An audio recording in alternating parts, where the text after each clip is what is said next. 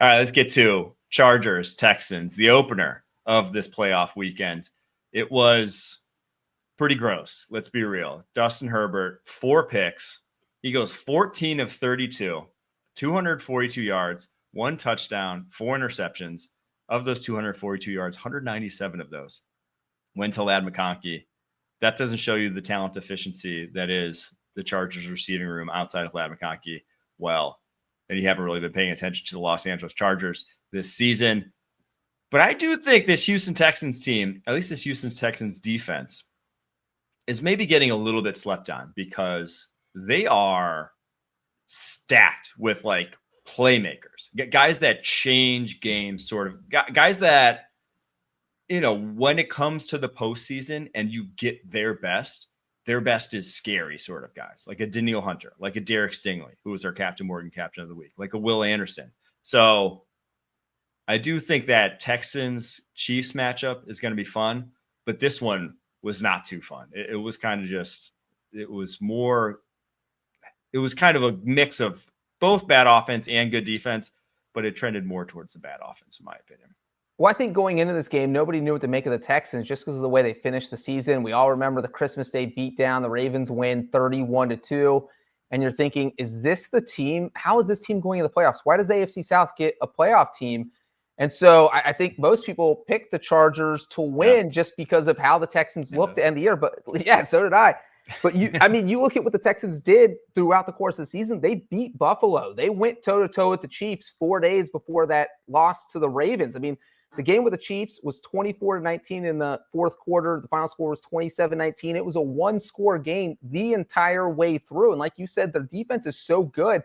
I think they're going to be able to go and play with the Chiefs. It's just a matter of whether C.J. Stroud, Nico Collins, Joe Mixon, whether those guys can come up with the big offensive plays they're going to need like they did in this game. But I think the crazy thing about this game is that a quarter and a half into it, it felt like the Chargers were going to win 51-0. It was, I mean, I remember biggest turnaround many games weekend. Insane. I mean, there was CJ Stroud threw an interception early in the second quarter.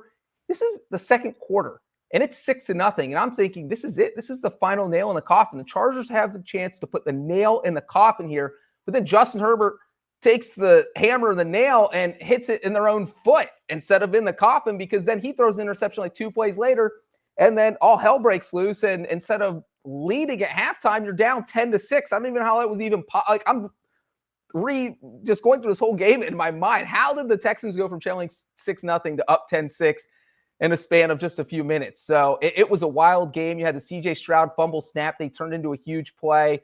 Well, that was the change. That was it right there. Because there was 2 minutes and 24 seconds left on that play, and they were down 6-0. And he literally just like, it wasn't a bad snap. That thing just went through his hands. And you're thinking, if you're a Texans fan right there, you're like, we didn't even show up, right? You expect that play probably before he even threw it. You're like, well, it's not our game, right? You're just like thinking like, this is the type of day it's going to be. Scrambles, Xavier Hutchinson, 34 yards. And all of a sudden, like, they're back like that. They go down. Nico Collins touchdown, Kaimi Fairbairn field goal before half. All of a sudden, they are up after one of the ugliest first halves. Stroud could have thrown another pick in that first half, threw one right to Diane Henley. He had another one, I believe, a little later in that game to Derwin James that was originally called the pick, called back. Like, it was not good from either quarterback in this game. But that play right there, from then on, it seemed like the Texans had the upper hand and the Chargers were the ones reeling. That felt like their offensive announcement that, hey, we're here, we can move the ball on this team. But then you look at the second half and you're thinking the Texans are in total control. Then Joe Mixon goes out and fumbles the ball on the third or fourth play of the half. And now the Chargers have it in Texans territory. And you're thinking, my God, they scored a touchdown here. They're right back in control. And then they had a failed 4th and 2 on that possession. And so that kind of felt to me the difference. That the Chargers got 2 turnovers in Houston territory, did not capitalize on either, didn't even get a field goal out of either turnover.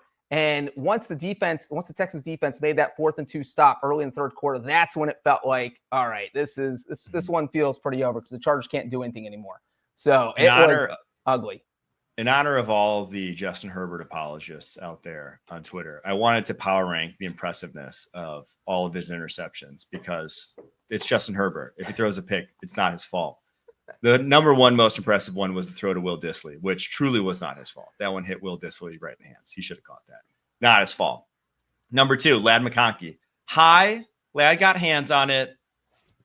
Sheer fault. You know, you got to realize you're throwing to a 5'11" white guy. He's not like, he ain't going up for a rebound. He's got to know that.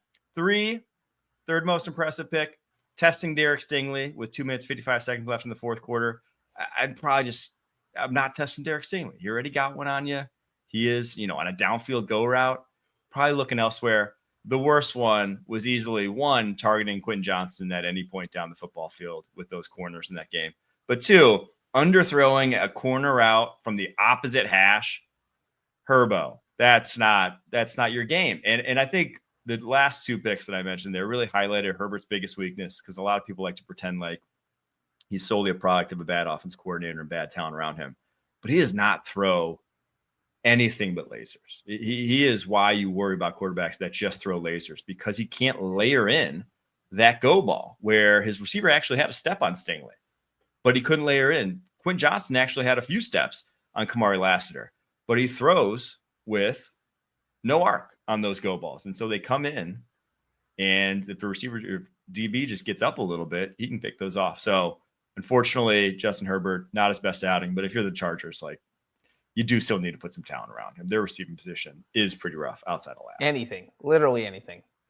If your leading receiver is Ladd McConkey, a rookie, look, Ladd McConkey played great this year. I don't want to take anything away from Ladd McConkey, but that means your quarterback has 0 help. So that's Chargers put that on your to-do list for the offseason. Go find some wide receivers. You got rid of Keenan Allen and Mike Williams, and then did not have any plan to replace anyone. So that didn't work out so well for you in the playoffs.